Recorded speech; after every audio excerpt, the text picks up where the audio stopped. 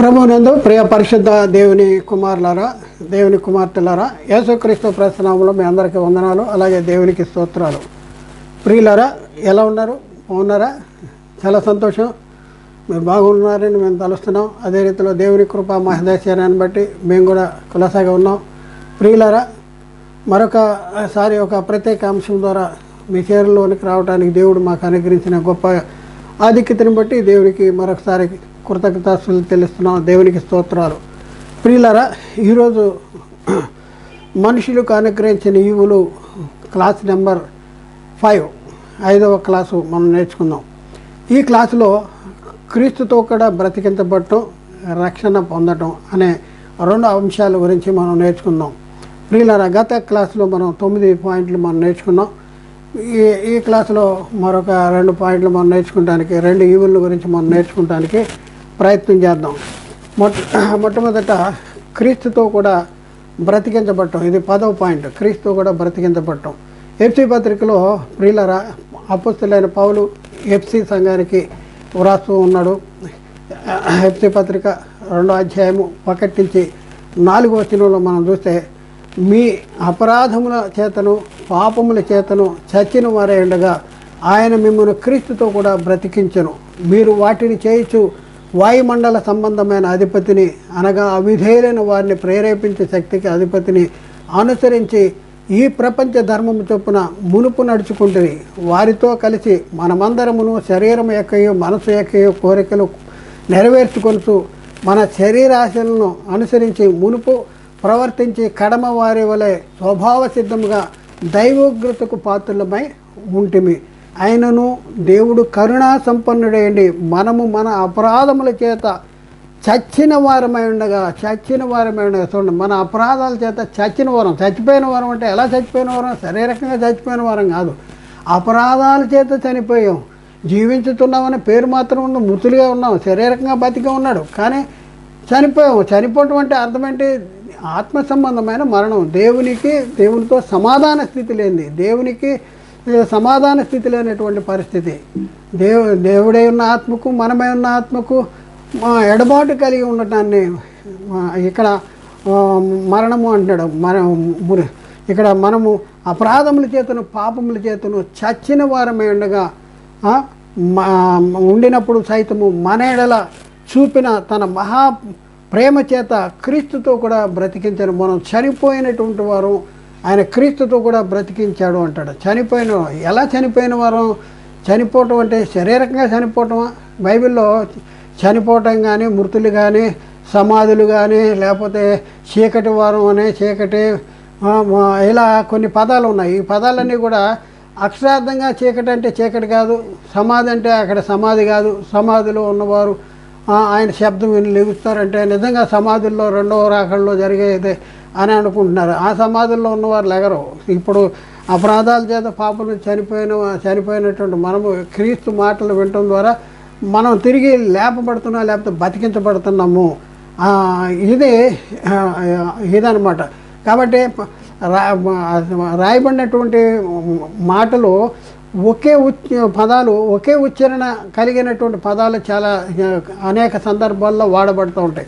ఒక్కొక్క సందర్భంలో ఒక్కొక్క అర్థాన్ని ఇచ్చే పరిస్థితి ఉంటుంది. అది మనం గుర్తించాలి. ఎక్కడ చదివినా అక్కడ ఆ పదానికి అదే అర్థం ఉంది కాబట్టి అదే ఇక్కడ ఉపయోగిద్దాం అంటే కుదరదు. కాబట్టి ఇక్కడ చనిపోవటం అంటే ఏంటి? చచ్చిన వారు ఉండగా అర్థం ఏంటంటే, అంటే ప్రకటన గ్రంథంలో 3వ అధ్యాయం 1వ వచనంలో సార్దీసులో ఉన్న సంఘపు దూతకు ఇలాగ వ్రాయము అంటాడు. 7 నక్షత్రములు 7 ఆత్మలు గలవాడు చెప్పు సంగతులు ఏమనగా అని చెప్పుకుంటా, నీ క్రియలను నేను ఎరుగుదును, ఏమనగా జీవించుతున్నావు ఉన్న పేరు మాత్రం ఉన్నది కానీ మృతుడివే. అంటే జీవిస్తున్నావు, నీ క్రియలు బాగాలేదు, అపరాధాల చేత పాపల చేత చనిపోయి ఉన్నావు, నువ్వు మృతుడిగా ఉన్నావు అనేసి అక్కడ చెప్తాను. అలాగే పౌలు గారు తిమోతికి రాసిన పత్రికలో 1వ అధ్యాయంలో 5-6 వచనాల్లో, అక్కడ 5 వచనాలు పౌలు గారు తిమోతికి రాసిన మొదటి పత్రికలో 5వ అధ్యాయము 6వ వచనంలో, 5వ అధ్యాయము 6వ వచనము, సుఖభోగముల యందు ప్రవర్తించినది బ్రతుకుచుండియు చచ్చినదై ఉండను. సుఖభోగాలనే ఎందు ప్రవర్తించేదంటే బ్రతుకుచుండి కూడా చచ్చిందై ఉంటుంది అంటాడు. అంటే జీవిస్తున్నామన్న పేరు మాత్రం ఉంది, చనిపోయినటువంటి పరిస్థితుల్లో ఉంది అని చెప్తున్నాడు. కాబట్టి ప్రియులారా ఒకసారి మన పాపముల విషయమే మనం ఏం చేయాలి? చనిపోవాలి. దానికోసం మన పాపాల విషయమే యేసుక్రీస్తు ఈ లోకానికి వచ్చాడు. తను తాను అప్పగించాడు, మనల్ని నీతిమంతుడిగా తీర్చడానికి తిరిగి లేచాడు. కాబట్టి పేతురు రాస్తా ఉన్నాడు, 1 పేతురు 2:24 మన పాపముల విషయమే చనిపోయి నీతి విషయమే జీవించినట్లు ఆయన తన శరీరం ముందు మన పాపములను మాని మీద మోసుకొనేను. తన పాపాన్ని మాని మీద మోసుకుని ఆయన పొందిన గాయముల చేత మీరు స్వస్థత పొందితిరి. కాబట్టి ప్రియులారా, బతికించబడ్డాం. ఒకప్పుడు చనిపోయినటువంటి వారంగా ఉన్నాం, చనిపోయాం. ఎలా చనిపోయాం? శారీరకంగా చనిపోవటం కాదు, ఆత్మ సంబంధమైన మరణానికి లోనయ్యాము. దేవుడై ఉన్న ఆత్మకు మనమై ఉన్న ఆత్మకు మధ్యలో పాపం అనేది పాపం అనేది ఉంది. ఈ పాపము మననే దేవుణ్ణి ఎడబాటు చేసింది. ఈ పాపాన్ని తీసివేస్తానికి యేసుక్రీస్తు లోకానికి వచ్చాడు. యేసుక్రీస్తు లోకానికి వచ్చి మన పాపం విషయమై చనిపోయాడు, మనల్ని నీతిమంతులుగా చేయడానికి తిరిగి లేచాడు. కాబట్టి ప్రియులరా ఒకసారి ఆలోచించండి, మనం చనిపోయాం, బతికించాడు యేసుక్రీస్తు. ఈ చనిపోవటం బతికించటం అనేది ఎక్కడ జరిగింది అంటే సిలువ మరణ పునరుద్ధానంలో జరిగింది. యేసుక్రీస్తు సిలువలో ఏం చేశాడు అంటే ధర్మశాస్త్రం వల్ల పాపం అనే చెరగా కొనిపోవటం ద్వారా మరి మనుషులకు ఈవులు అనుగ్రహించాడు. అనుగ్రహించిన ఈవుల్లో ఏంటంటే బతికించాడు. ఇది ఒక ఈవి, బతికించాడు. ధర్మశాస్త్రం కొట్టివేయడం ద్వారా పాపం నుండి మనకి విమోచన జరిగింది. ఎందుకంటే ఆయన మన అపరాధాల నిమిత్తం అప్పగించబడ్డాడు, మన నీతిమంతుడిగా తీర్చడానికి తిరిగి లేచాడు. కాబట్టి ఇప్పుడు మనకి బతికించబడిన వారం, పాపము నుండి విమోచించబడినటువంటి వారం. ఇప్పుడు మనం మరొక పాయింట్ నేర్చుకుందాం. ఈ పాయింట్ ఏంటంటే 11వ పాయింట్లో రక్షణను పొందాం. యేసుక్రీస్తు పాపం అనే చెరగా కొనిపోవటం ద్వారా మరి ధర్మశాస్త్రం వల్ల కలిగిన పాపము, ధర్మశాస్త్రం వల్ల పాపం అనే చెరలో బంధించబడిన వారిని విడిపించడానికి యేసుక్రీస్తు ఏం చేశాడు? చెరగా కొనిపోయాడు. ఏ చెరగా కొనిపోయాడు? మనల్ని ఏదైతే మనల్ని ఏదైతే బంధించిందో, ధర్మశాస్త్రము పాపం అనే చెరలో బంధించింది. కాబట్టి ధర్మశాస్త్రాన్ని కొట్టివేయటం ద్వారా, ధర్మశాస్త్రాన్ని తొలగించడం ద్వారా, ధర్మశాస్త్రం మనకు అడ్డం లేకుండా చేయటం ద్వారా మనకేం జరిగిందంటే రక్షణ అనేది జరిగింది. రక్షించబడ్డాం. అంటే పాపమును విమోచించబడ్డాం, రక్షించబడినటువంటి పరిస్థితి. అయితే రక్షణ అనేది దేనికి కావాలి అనేది చాలామందికి తెలవనటువంటి పరిస్థితి. మనకేం కావాలి అంటే మనకి రక్షణ కావాలి. చాలామంది అడుగుతూ ఉంటారు, బ్రదర్ మీరు రక్షించబడ్డారా అంటాడు. వాళ్ళకే తెలియదు రక్షణ అనేది దేనికి కావాలి, దేనికి సంబంధించింది, రక్షణ అనేది ఎలా వస్తుంది, ఎప్పుడు వస్తుంది, ఏం చేయాలి రక్షణ పొందాలంటే, ఈ సంగతులన్నీ ఏం తెలియదు. వాళ్ళకి వచ్చిన ప్రశ్న, బ్రదర్ మీరు రక్షణ పొందారా అంటాడు. ఏంటి రక్షణ? ఈ రక్షణ అనేది దేనికి కావాలి? రక్షణ అనేది దేని నుండి కావాలి? రక్షణ అనేది ఆత్మకు కావాలి. రక్షణ అనేది దేని నుండి కావాలి? నిత్య నరకాగ్ని నుండి రక్షించబడాలి. ఇది తెలియదు. రక్షించబడ్డారా అంటే ఎక్కడి నుంచి రక్షించబడ్డాం? ఎక్కడి నుంచి రక్షణ కావాలి మనకి? మనం శరీరాన్ని విడిచిన వెంటనే ఈ ఆత్మ నిత్య నరకానికి వెళ్ళేటటువంటి పరిస్థితి. దానిని ఆ నరకము నుండి తప్పించడానికే, ఈ ఆత్మ నరకానికి వెళ్లకుండా తప్పించడానికే దేవుడు యేసుక్రీస్తుని ఈ లోకానికి పంపించాడు. క్రీస్తు మన కోసం తాను అప్పగించుకున్నాడు. మనకి రక్షణను సిద్ధపరిచాడు. పాపం చేసి పాపగా జీవిస్తూ చనిపోతే ఆత్మ నిత్య నరకానికి వెళ్ళిపోయి యుగయుగాలు అగ్నిలో కాలుతుంది. చావు లేని ఆత్మ ఆరని అగ్నిలో యుగయుగాలు కాలుతూ ఉంటుంది. అలాంటి నిత్య అగ్ని నుండి మనమై ఉన్న ఆత్మను రక్షించడానికి ఈ లోకానికి వచ్చాడు యేసుక్రీస్తు. పాపానికి బలమైన ధర్మశాస్త్రాన్ని సిలువలో కొట్టివేయటం వల్ల మనల్ని రక్షించాడు. ధర్మశాస్త్రం వల్ల పాపం అనే చెరలో బంధించబడిన వారిని రక్షించడానికి యేసుక్రీస్తు సిలువలో తన స్వరక్తాన్ని చిందించి ధర్మశాస్త్రమును కొట్టివేయటం ద్వారా రక్షణను సిద్ధపరిచాడు. ధర్మశాస్త్రము అమల్లో ఉంటే ఇంకా మనకి రక్షణ అనేది ఉండేది కాదు. వాళ్ళు కూడా పాపంలో ధర్మశాస్త్రము కలిగిన వాళ్ళు, ఇశ్రాయేలు పాపంలో ఉండేవాళ్ళు, ధర్మశాస్త్రం లేని అన్ని జనులు కూడా మనం కూడా ఇంకా పాపంలో ఉండేవాళ్ళం. కాబట్టి మాకు ఉండిన ద్వేషమును అనగా విద్రూపమైన ఆజ్ఞలు గల ధర్మశాస్త్రాన్ని కొట్టివేయటం ద్వారా యేసుక్రీస్తు సిలువలో రక్తాన్ని చిందించి ధర్మశాస్త్రాన్ని కొట్టివేయటం ద్వారా మనకి రక్షణ అనేది సిద్ధపరిచాడు. కాబట్టి ప్రియులారా ఒకసారి ఆలోచించండి.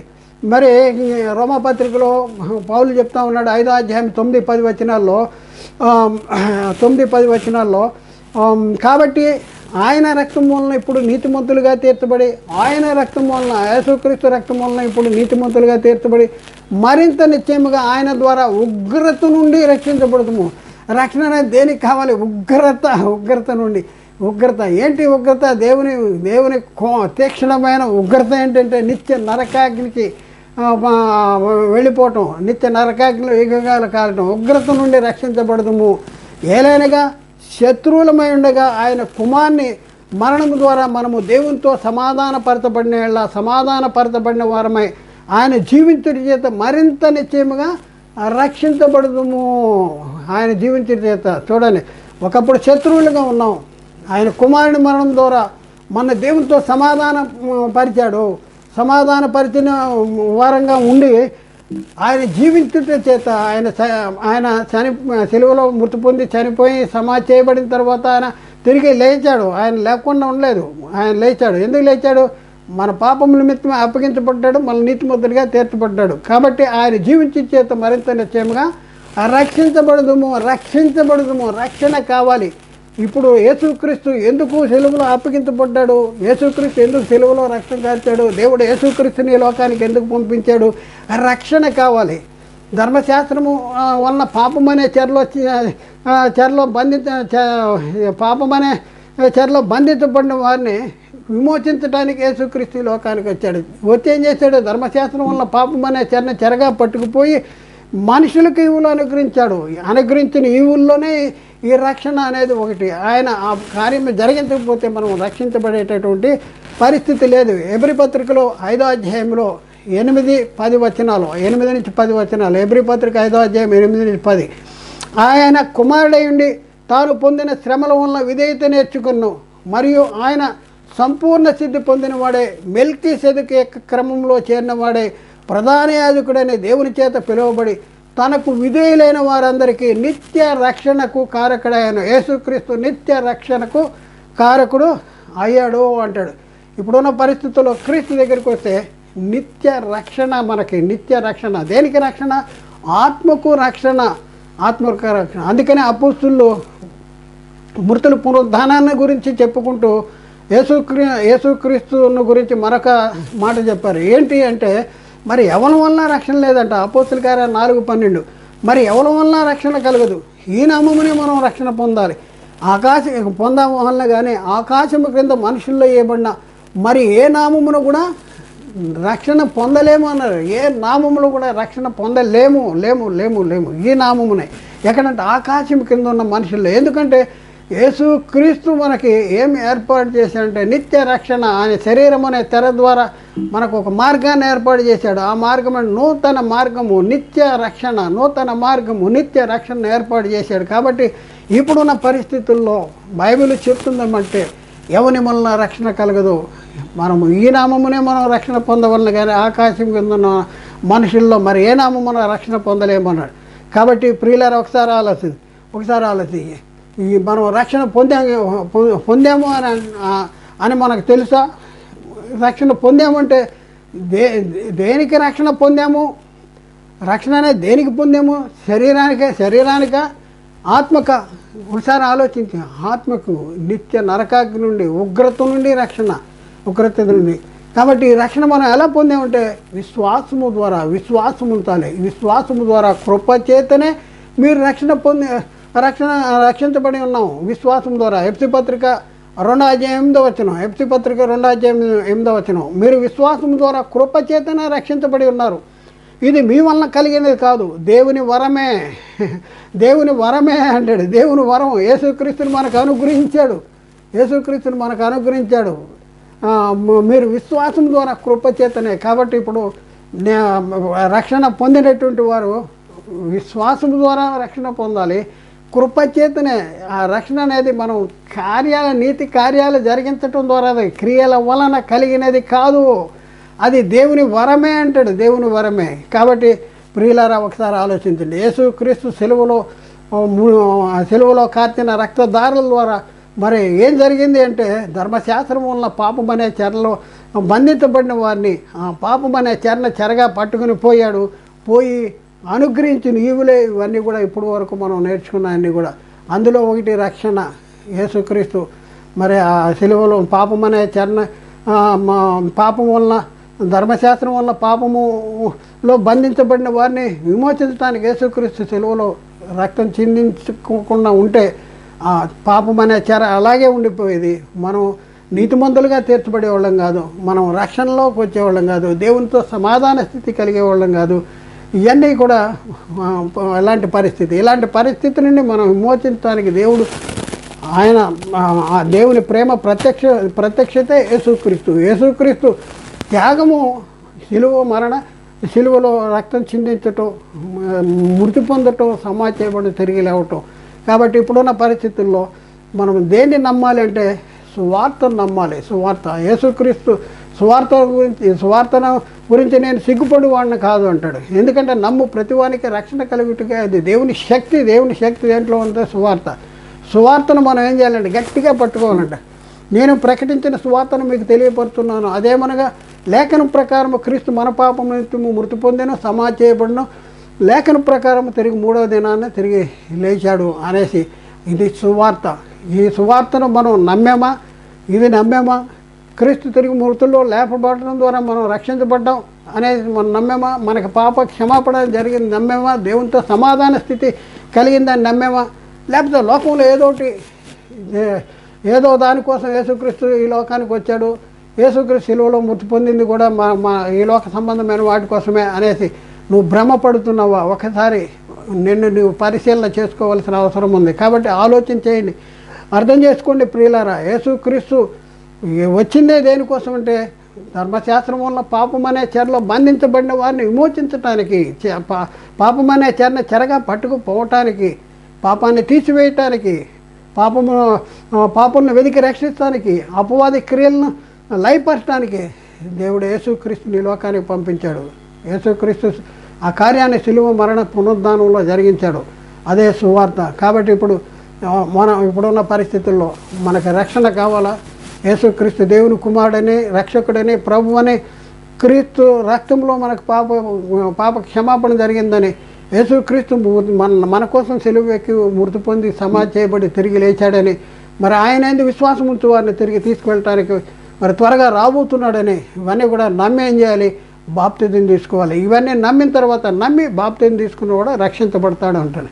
నమ్మని వానికంటే ఇవన్నీ నమ్మని వానికి నేను నమ్ముతున్నాను కానీ బాప్తిజం తీసుకోని అంటాడు. నమ్ముతానంటే బాప్తిజం తీసుకోపోతాడు. నమ్మినవాడు బాప్తిజం తీసుకోవాలి. కాబట్టి బాప్తిజం తీసుకోనోడు నమ్మనట్టు. బాప్తిజం కూడా ఏ నామంలో తీసుకోవాలంటే యేసుక్రీస్తు నామంలో బాప్తిజం పొందని అంటాడు. పేతురు అంటాడు, మీరు మారు మనసు పొంది పాప క్షమాపణ నిమిత్తం యేసుక్రీస్తు నామంలో బాప్తిజం పొందిని, అప్పుడు మీరు పరిశుద్ధాత్మ అనే వరము పొందుదురు అంటాడు. కాబట్టి ప్రియులారా, మనం తీసుకున్న బాప్తిజాలు సరైన కాకపోవటం వలన జరిగే విపత్తు ఏంటంటే నిత్య నరకానికి ఉగ్రత పాలయ్యేటటువంటి పరిస్థితి.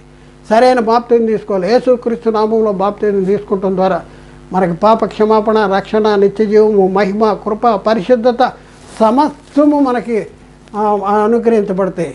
అన్నిటినీ